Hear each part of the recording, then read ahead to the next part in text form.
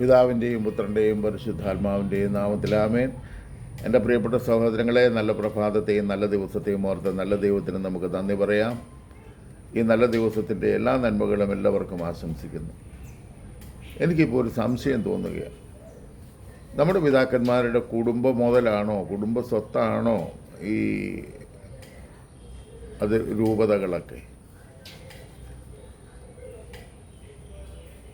സ്വന്തം കൂടപ്പുറപ്പിൻ്റെ വീടിന് തീ പിടിച്ച് അവിടെ തല്ലിക്കെടുത്താൻ ആളില്ലാതിരിക്കുമ്പോൾ അതെൻ്റെ വീടല്ല, ഞങ്ങളുടെ വീടല്ല, ഞങ്ങളുടെ വേണ്ടപ്പെട്ടവരുടെ വീടല്ല, അതുകൊണ്ടത് കത്തിപ്പോകട്ടെന്ന് വിചാരിക്കുന്ന ദുഷ്ടരായ മനുഷ്യരെ പോലെ നിങ്ങളുടെ കുടുംബസ്വത്തുമല്ല, അങ്ങനെ രൂപീകരിക്കപ്പെട്ടതുമല്ല. അത് കണ്ടിട്ട് കർത്താവ് നിങ്ങളെ അച്ഛനാക്കി, പിതാവാക്കി, മേജർ ആർച്ച് ബിഷപ്പാക്കി, അങ്ങനെ ഓരോന്നിനെ ഉണ്ടാക്കി വെച്ചേക്കുകയല്ല ദൈവം.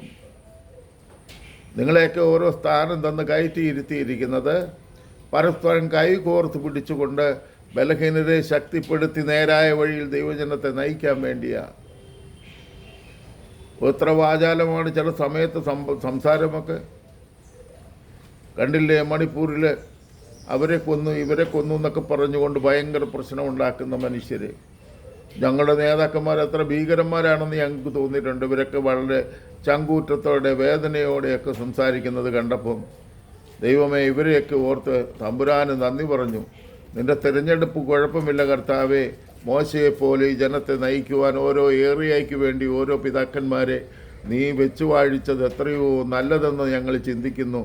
എന്നാൽ ഇവിടെ ഒരറ്റം തീ പിടിച്ച് നശിക്കുമ്പോൾ എൻ്റെ വീടല്ല എന്ന് പറഞ്ഞ് മാറിക്കൊണ്ട് ഒരക്ഷരം മിണ്ടാതെ ഒരു പ്രവൃത്തിയും ചെയ്യാതെ നാട്ടിൽ ഈ സഹിക്കുന്ന മക്കളോട് ഒരു വാക്ക് സംസാരിക്കാതെ അവർ പാത്തിരിക്കുന്ന നിങ്ങളുടെ ദുഷ്ടത.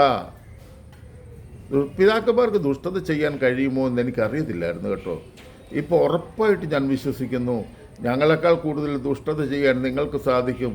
ഞങ്ങളെക്കാൾ കൂടുതൽ പാപം ചെയ്യുവാനും ആത്മാക്കളെ നശിക്കാനും നിങ്ങൾക്ക് കഴിവുണ്ടിപ്പം. അധികാരം ദുർവിനിയോഗം ചെയ്താൽ മതി. എൻ്റെ പേര് പോകരുത്, ഞാനല്ലല്ലോ, മറ്റൊരുത്തനാണല്ലോ അവിടുത്തെ അധികാരി, അങ്ങനെയല്ലല്ലോ, കൂട്ടുത്തരവാദിത്വം. പിന്നെ നിങ്ങൾ ഈ മണിപ്പൂരിനെ പറ്റി എന്നാ പറയുന്നത്? ഇപ്പോൾ വധിക്കപ്പെട്ട ക്രിസ്ത്യാനികളെ വിശ്വാസികളെ പറ്റി നിങ്ങൾ എന്നാ പറയുന്നത്? ആ രാജ്യത്തിൽ 100 എണ്ണത്തിനെ കൊന്നു, 200 എണ്ണത്തിനെ കൊന്നു. ഇങ്ങനെ ഭീകരമായ അവസ്ഥയിൽ ചാനലുകളിലൊക്കെ കയറിയിരുന്ന എത്ര വാചാലമാണ്. നിങ്ങൾ സോപ്പിട്ട് സുവിശേഷം പറയാനുള്ളതല്ല, മുറിക്കേണ്ടിടത്ത് മുറിക്കേണ്ടവരാ നിങ്ങൾ. പറ്റാത്തിടത്ത് പറ്റത്തില്ല എന്ന് പറയേണ്ടവരാ നിങ്ങൾ കള്ളന്മാരായിരിക്കുന്നു. കൈ കിട്ടിയ അധികാരസ്ഥാനം പോകാതിരിക്കാൻ ഇനി അതിലും മേന്മയുള്ളത് എന്തെങ്കിലും കിട്ടുമോ എന്ന് അന്വേഷിച്ചു കൊണ്ട് നടക്കുകയാണ്. കഷ്ടം, അമ്പേ കഷ്ടം. നിങ്ങളൊക്കെ കുമ്പസാരിക്കുന്ന മനുഷ്യരാണോ? ഒന്ന് ചിന്തിച്ച് നോക്കിക്കേ. തന്നാൽ കഴിയുന്ന നന്മ ചെയ്യാതെ പോകുന്ന ഉപേക്ഷയാലുള്ള പാപത്തെ പറ്റിയാണ് ലത്തീൻ പള്ളിയിലെ ലത്തീൻ കുർബാനയിൽ ആദ്യം പറയുന്നത്. ഉപേക്ഷയാലും വാക്കാലും പ്രവൃത്തിയാലും ഉപേക്ഷയാലും. ഇത് ഉപേക്ഷയാണ്, നിങ്ങളെക്കൊണ്ട് കഴിയാഞ്ഞിട്ടല്ല, നിങ്ങൾ നശിക്കട്ടെന്ന് വിചാരിച്ചിട്ടാ.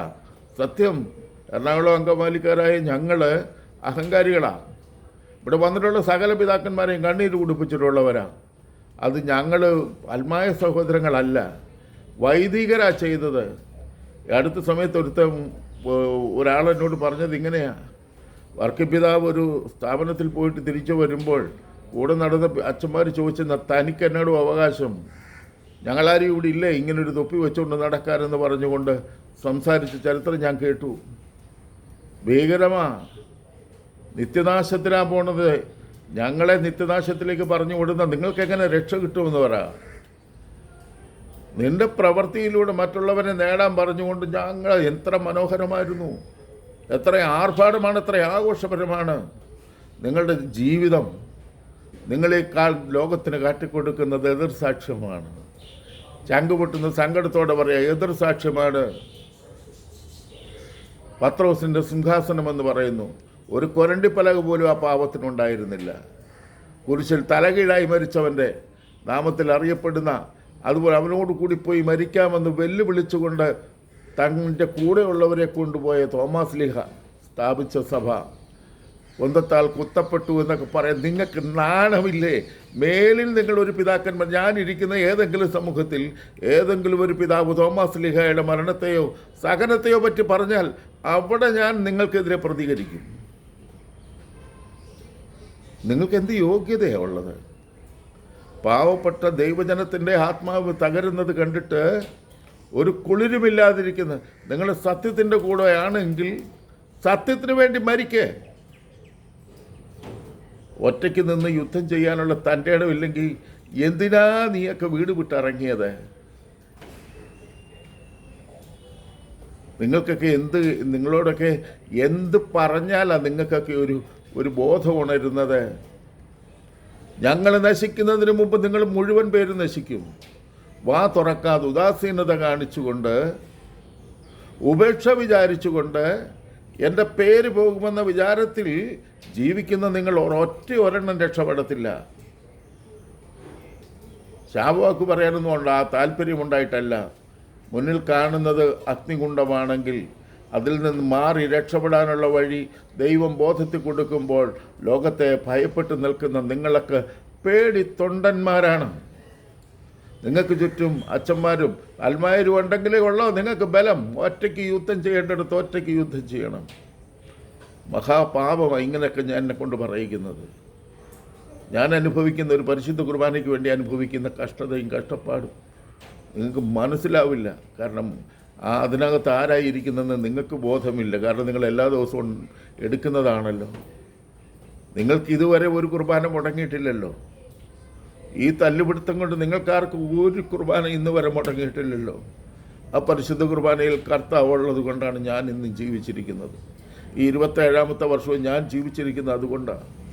അതുകൊണ്ട് എത്ര കഷ്ടപ്പെട്ടാലും എത്ര ദൂരം പോയാലും എൻ്റെ കൈ കുത്തിയാൽ തലപൊങ്ങുമെങ്കിൽ ഞാൻ ഈ തമ്പുരാൻ്റെ പുറകെ പോകും. നിങ്ങൾക്ക് വേണേൽ പലർക്കും പറയാം, വയ്യെങ്കിൽ വരയ്ക്കകത്ത് കിടക്കാൻ മേലേ. വരയ്ക്കകത്ത് കിടക്കണ്ടോ എന്ന് ചിന്തിക്കേണ്ടത് ഞാനാണ്. എനിക്ക് ദൈവം തന്നിരിക്കുന്ന പരിശുദ്ധാത്മാവിൻ്റെ ശക്തിയാണ്. നിങ്ങളുടെയൊക്കെ കൂടെ നിന്ന് സൺഡേ സ്കൂൾ അധ്യാപകനായി നടന്നു, വചനപ്രഘോഷകനായി നടന്നു. ഇന്ന് ഇതിനെല്ലാം ഘടകവിരുദ്ധമായി പിതാക്കന്മാരെ, ഞാൻ അച്ഛന്മാരെ കുറ്റം പറയുന്നില്ല, നിങ്ങളാണ് ഇതിന് ഉത്തരവാദി. നിങ്ങളിത് ദൈവസന്നിധിയിൽ കണക്ക് പറയേണ്ടി വരും. ചങ്കുപൊട്ടുന്ന വേദനയോടെ പറയുക, ഇനിയെങ്കിലും ഇടപെട്ടില്ലെങ്കിൽ സ്വർഗം ഇടപെടും. ഞങ്ങൾക്കുറപ്പുണ്ട്. കർത്താവ് ഞങ്ങളെ കൈവിടില്ല. നിങ്ങൾ വായടച്ചിരുന്നാൽ, നിങ്ങൾ വായടച്ച കല്ലുകൾ ആർത്തു പാടുമെന്ന് പറഞ്ഞ അതേ വചനത്തിൽ അതേ വാക്കുകൾ ഞാൻ പറയുന്നു. നിങ്ങൾ വായടച്ചാൽ നിങ്ങൾക്കുൾപ്പെടെ ശിക്ഷ വരുമെന്നുള്ള 100% ഉറപ്പ്. ആ അറിവിലും ബോധ്യത്തിലും ആ ആത്മാവിൻ്റെ പ്രേരണയിലും ആ ദൈവത്തിലുള്ള ആശ്രയത്തിൽ ഈ ലോകത്ത് മറ്റൊന്നിനും ഞാൻ പേടിക്കുന്നില്ല. എൻ്റെ ദൈവത്തെ മാത്രമേ ഉള്ളൂ. പേടിയല്ല, അവനോടുള്ള സ്നേഹം കൊണ്ട. അത് നിങ്ങൾക്ക് മനസ്സിലാവില്ല. നിങ്ങളെല്ലാവരും ദൈവം അനുഗ്രഹിക്കട്ടെ. എൻ്റെ പ്രിയപ്പെട്ട സഹോദരങ്ങളെ, ഇത് കിട്ടുന്നവരെല്ലാം സകല പിതാക്കന്മാർക്കും ഒന്ന് അയച്ചു കൊടുക്കണമേ. ഇതൊരപേക്ഷയാണ്.